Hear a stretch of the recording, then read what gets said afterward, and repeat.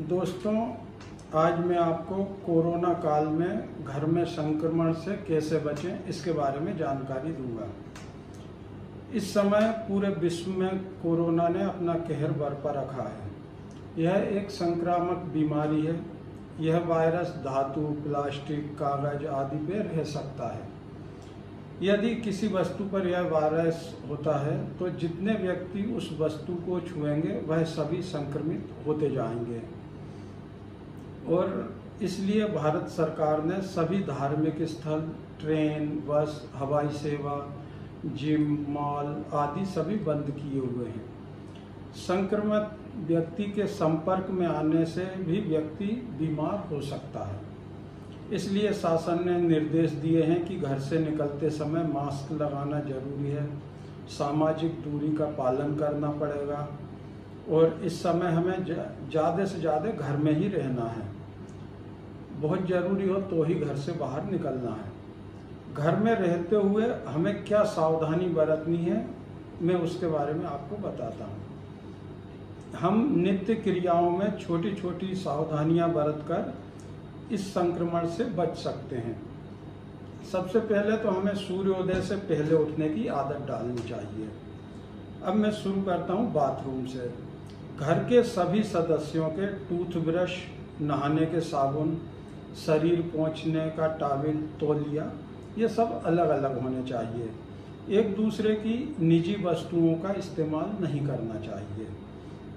हाथ धोने के लिए लिक्विड सोप का इस्तेमाल करें। बाथरूम में पहनने वाली चप्पल बाथरूम के गेट के बाहर ही उतारें और उस चप्पल को घर के बाकी हिस्सों में नहीं ले जाएं। गीले तौलिए से शरीर कभी नहीं पोंछना चाहिए। हमेशा सूखे तौलिए से शरीर पोंछना चाहिए। शरीर पोंछने के बाद तौलिए को धूप में सुखाना चाहिए। अंग वस्त्र रोज बदलना चाहिए। गीले अंग वस्त्र कभी नहीं पहनना चाहिए और स्नान करने के बाद धुले हुए कपड़े पहनना चाहिए। सोते समय हम जो कपड़े पहनते हैं उन्हें स्नान के बाद नहीं पहनना चाहिए। कुछ व्यक्तियों की आदत होती है वही कपड़े पहने सो गए, फिर नहाने के बाद फिर वही पहन लिए, फिर बाजार चले गए, 2-3 दिन वो एक ही कपड़े में निकाल देते हैं। ऐसा नहीं करना चाहिए। सोते समय जो कपड़े पहने वो स्नान के बाद उन कपड़ों को नहीं पहने, वो अलग अलग सिस्टम रखना चाहिए। स्नान करने के तुरंत बाद हमें पूजन करना चाहिए। इस समय मंदिर बंद हैं, पूजन हमने घर में ही करना है। जब भी घर में पूजन करें तो पूजन करते समय कपूर जरूर जलाना चाहिए। सुबह शाम दोनों टाइम पूजा करते समय कपूर जलाएं। कपूर जलाने से कीटाणु तो मरते ही हैं, घर का वातावरण भी शुद्ध हो जाता है और घर में जो नेगेटिविटी हो वो भी खत्म हो जाती है। पूजा स्थल में घर का कोई एक सदस्य भगवान को स्नान कराए, तिलक करे, पूजा आरती करने का कार्य करे। बार बार भगवान को नहीं नहलाया जाता। ये किसी एक की ड्यूटी होना चाहिए, उसी ने भगवान को नहलाना है, तिलक करना है, पूजा आरती करना है। बाकी सदस्य अपना जो भी प्रणाम करके जो उनको मंत्र जाप करना है या कोई पाठ वगैरह करना है वो कर रहे हैं, लेकिन हर आदमी स्नान नहीं करा है क्योंकि भगवान का सुबह सुबह स्नान और तिलक एक ही बार किया जाता है। इसलिए बाकी सदस्य प्रणाम करके अपना पाठ वगैरह किया करें। घर के सभी सदस्य पूजा करने के पश्चात सूर्य देव को जल अवश्य दें।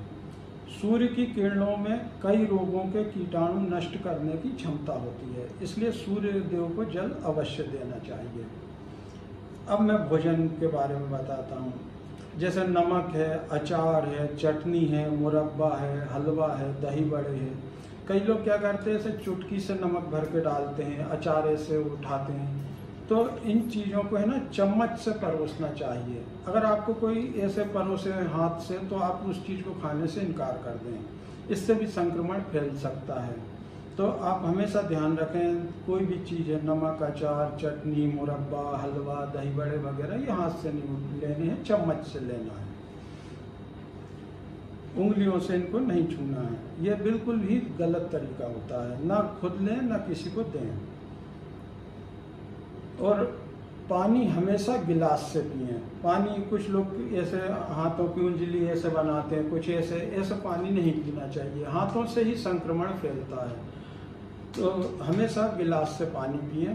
और एक ही बोतल से कई लोग पानी नहीं पिए हैं, एक ने पिया दूसरे को दे दी, ऐसा नहीं करना चाहिए। अगर एक ही बोतल से पीना तो उनको गिलास में, अलग अलग गिलासों में डाल के दो। एक ही गिलास से भी सबने पानी नहीं पीना चाहिए। ये छोटे छोटी बातें हैं जिनसे हम संक्रमण से बच सकते हैं। अगर हमने बाजार से कोई सब्जी वगैरह लाई है तो उसको धो करके इस्तेमाल करें। और इस समय बाजार से दही पनीर वगैरह नहीं खरीदें, दूध ज़्यादा मात्रा में खरीद लें और उसका फिर घर पे दही पनीर बना लें। क्योंकि दूध को जब हम उबालते हैं तो उसके अंदर कोई भी कीटाणु मौजूद होगा तो वो मर जाएगा। फिर घर में ही हम दही पनीर बनाएं, बाहर से दही पनीर नहीं लेके आएं। भोजन बनाने, भोजन परोसने और भोजन करने से पहले हाथों को अच्छी तरह से साफ करें। ये हो गया भोजन के बारे में। अब अगर हमने घर से बाहर जाना पड़ जाए, कई ज़रूरी चीज़ें होती, सब्जी लेने जाना है, कोई काम है, तो जब ज़रूरत है तो बाज़ार जाएं। लेकिन जो बाज़ार में जूते चप्पल पहन के आप जाते हैं, उन जूते चप्पल को बाहर के ही कमरे में कहीं उतारें। उन जूते चप्पलों को घर के अंदर के कमरों में नहीं लाना चाहिए। बाहर जाते समय मास्क जरूर लगाएं, सामाजिक दूरी के नियम का पालन करें और जहाँ तक हो सके डिजिटल पेमेंट करें। नगद लेन देन कम से कम करें, बहुत मजबूरी हो तो ही करें। बिना ज़रूरत के किसी के घर नहीं जाएं और ना ही किसी को घर में बुलाएं। इस समय ये मेहमान नवाजी वगैरह से दूर ही रहें। अब इसके अलावा कुछ और आवश्यक बातें हैं। जैसे आपने देखा होगा कि कुछ लोग बिना वजह नाक में उंगली डालते रहते हैं, कोई कान खुजाता रहता है, कोई दांत से नाखून काटता रहता है। ये सभी कार्य अनुचित हैं। बिना वजह आँख, कान, नाक, मुंह में हाथ नहीं लगाना चाहिए। स्वयं भी ऐसा नहीं करें और अगर आपको कोई ऐसा करता दिखे तो उसको भी मना करें। बिस्तर की चादर वगैरह रोज साफ करें, झटकाएं उसको, और सप्ताह में एक बार उसको गर्म पानी से अवश्य धोएं। इस समय खुद डॉक्टर बनने की कोशिश नहीं करें।